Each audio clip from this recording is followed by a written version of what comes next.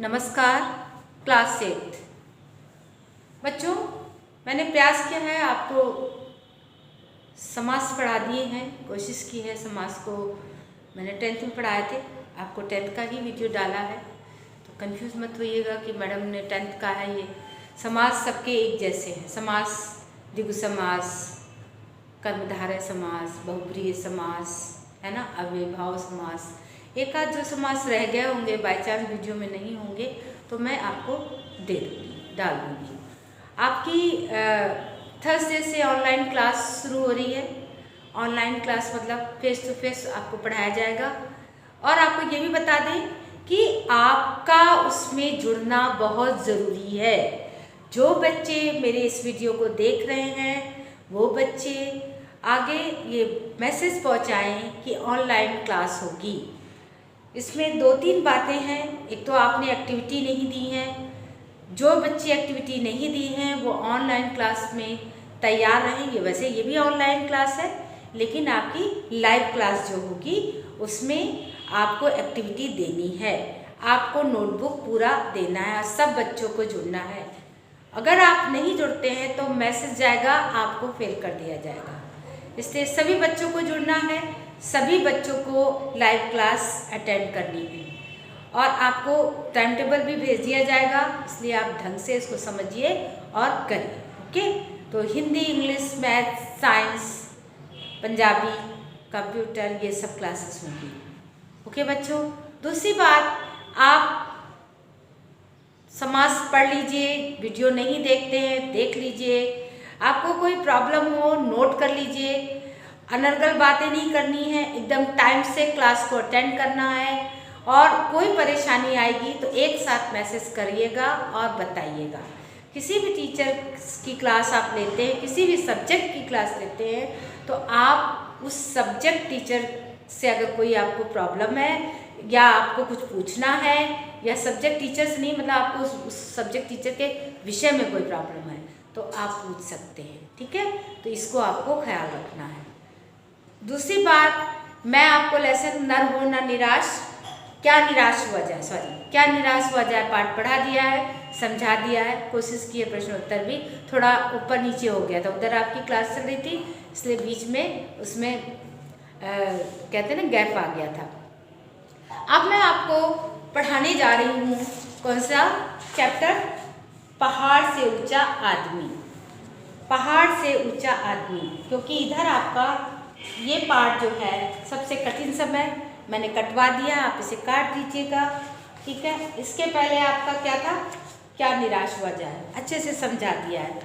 अब आइए, आप केवल पढ़ने के लिए है ये, केवल पढ़ने के लिए ले, लेकिन जो भी केवल पढ़ने के लिए है उसको आपको छोड़ना नहीं है। मैं भी नहीं छोड़ूंगी, आप भी नहीं छोड़ेंगे। ठीक है, तो इसे आपको पढ़ना है, रीडिंग करनी है, इसको आपको पूरा समझना है। कौन है, क्या मैसेज देना चाहता है ये पाठ, ये मैं पूछ सकती हूँ, आपको रिटर्न में भी पूछ सकती हूँ। इसलिए इसको आपको पढ़ना है, क्योंकि ये जो भी मैंने बताया है वो इसलिए ज़रूरी है कि जितना आप पढ़ेंगे उतना निखार आएगा आपकी पढ़ाई में भी और आपके लेखन में भी, इसलिए आपको इसको पढ़ना है। दूसरी बात, ये पाठ है, ये देखिए, ये कौन है, एक किसान सा लगता है, और ये क्या खोद रहा है, पहाड़ खोद रहा है। पाठ का नाम है पहाड़ से ऊंचा आदमी। लेखक कौन है, सुभाष गाताड़ी। कौन है, सुभाष गाताड़ी, यहाँ लिखा हुआ। ठीक है, और मैंने ये छोटा सा ऐसे ही बताने का प्रयास किया है। और आप सुनो, कुछ ज़्यादा नहीं बताऊंगी, मैं बताऊंगी कि पहाड़ ऊंचाई का प्रतीक है, पहाड़ सम्मान का प्रतीक है, हिमालय हमारे देश की रक्षा करता है।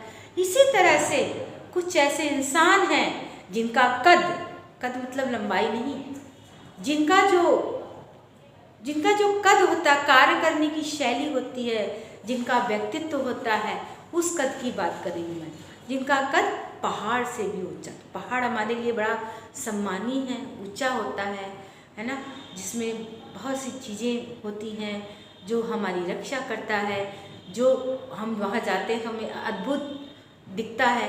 वैसे ही इंसान का कद भी ऊंचा होता है और ऐसा ही एक इंसान है। कौन सा?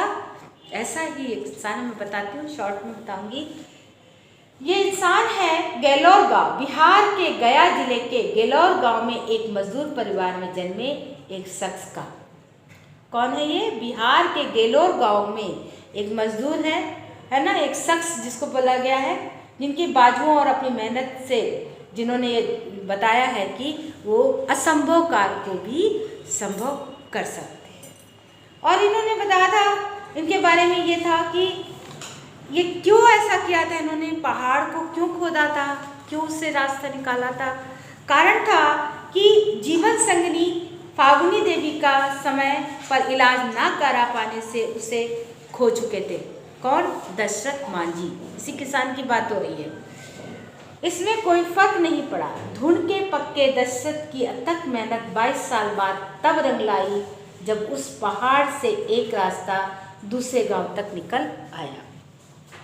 आखिर ऐसी क्या बात हुई कि दशरथ को पहाड़ चीरने की धुन सवार हुई? दरअसल पहाड़ को जब तक चीरा नहीं गया था तब तक दशरथ के गांव से सबसे नज़दीकी वजीरगंज अस्पताल 90 किलोमीटर पड़ता था, दूर पड़ता था।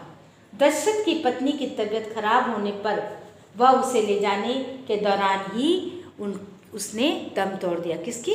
दशरथ मांझी की पत्नी ने। पत्नी का नाम मैंने अभी बताया था, फागुनी देवी। कुछ कहानियों को बच्चों याद रखिए।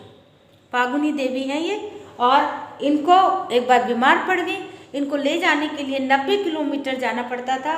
उस समय वो वहाँ तक नहीं पहुँच पाए और उससे उनकी पत्नी की मृत्यु हो गई। उन्हें लगा कि पहाड़ से कोई रास्ता होता तो मैं अपनी पत्नी को वक्त पर अस्पताल ले जाता और उसका इलाज करा पाता। तो सर्वेश्वर दयाल सक्सेना की एक कविता है, दुख तुम्हें क्या तोड़ेगा, तुम दुख को तोड़ दो। बहुत दुख आते हैं, बहुत परेशानियां आती हैं। दुख कहते हैं, दुख ने हमें तोड़ दिया है। लेकिन जो बहादुर इंसान होते हैं, जो दुखों से लड़ना जानते हैं, संघर्षों से में भी मुस्कुराना जानते हैं, वो क्या कह रहे हैं कि दुख तुम्हें क्या तोड़ेगा, तुम दुख को तोड़ दो। ये कविता है सर्वेश्वर दयाल सक्सेना की। वो इनोवेशन करना सीखिए, ये कविता निकालिए, नहीं तो अपने आप लिख डालिए एक कविता। तो देखिए 30 साल के थे दशरथ मांझी जब उनके साथ ये घटना हुई। उसके बाद क्या किया? आज की तारीख में आप कह सकते हैं कि गैलोर में वजीरगंज जाने की 80 किलोमीटर की दूरी को 13 किलोमीटर ला देने वाला एक रास्ता एक श्रमिक के प्यार की निशानी है। एक अंग्रेज पत्रकार ने लिखा है, पुअर मैन्स ताजमहल। ये गरीब मैन की, गरीब व्यक्ति के का ताजमहल है। उसने 90 किलोमीटर 80 किलोमीटर की दूरी को कितना कर दिया? 13 किलोमीटर में अपने अथक प्रयासों से कर दिया। ये जब पढ़ेंगे ना आप बच्चों, तब आपको लगेगा कि क्या चीज़ है ये। इसलिए मैंने इससे बताया, कुछ चीज़ें ऐसी होती हैं जो हम सोचते हैं कि ये हमारे काम की नहीं, हम नहीं पढ़ते हैं, लेकिन इन्हीं चीज़ों से हमें प्रेरणा मिलती है। तो हम जब ऐसा कर सकते हैं, ताजमहल तो बनवाया गया था, पैसे का जोर था, लेकिन ये एक गरीब व्यक्ति के प्यार की निशानी है, ताजमहल की तरह ही। तो इसको इन्होंने बताया है। एक कहानी ये कहा करते थे, क्या कहा करते थे दशरथ मांझी? कहते थे कि एक प्रिय कहानी सुनाई थी उन्होंने किसी पत्रकार को, उस चिड़िया के बारे में थी जिसका घोंसला समुद्र बहा कर ले गया था। कहानी उस चिड़िया की प्रचंड जिजीविषा में इच्छा शक्ति और संकल्प को बयां कर रही थी, जिसके तहत समुद्र द्वारा घोंसला न लौटाने पर चिड़िया ने अकेले ही समुद्र को सुखा देने का संकल्प किया। शुरुआत में उसे पागल करार देने वाली बाकी चिड़िया भी उसके साथ जुड़ गई, जो उसे कह रही थी कि अरे ये तो बेवकूफ़ी वाली बात कर रही है, ऐसा हो सकता है, लेकिन वो भी उसके साथ जुड़ गई। इन कोशिशों का हिस्सा बन गया। फिर बीच बचाव करने के लिए खुद विष्णु को आना पड़ा। उन्होंने समुद्र को धमकाया कि अगर उसने चिड़िया का घोंसला नहीं लौटाया तो पल भर में उसे सुखा दिया जाएगा। तब पत्रकार ने जब उससे पूछा कि कहानी की चिड़िया क्या आप ही हैं, इसके जवाब में आंखों में शरारत भरी मुस्कान लिए दशरथ मांझी ने यह बात टाल दी। कहने का मतलब यही है कि समस्याएं बहुत बड़ी होती हैं, समस्याएं बहुत ही एक पहाड़ जैसी दिखती हैं, लेकिन जब हम जूझने लगते हैं, संघर्ष करने लगते हैं, तो उस दुख से, उस समस्या से हम पार हो सकते हैं।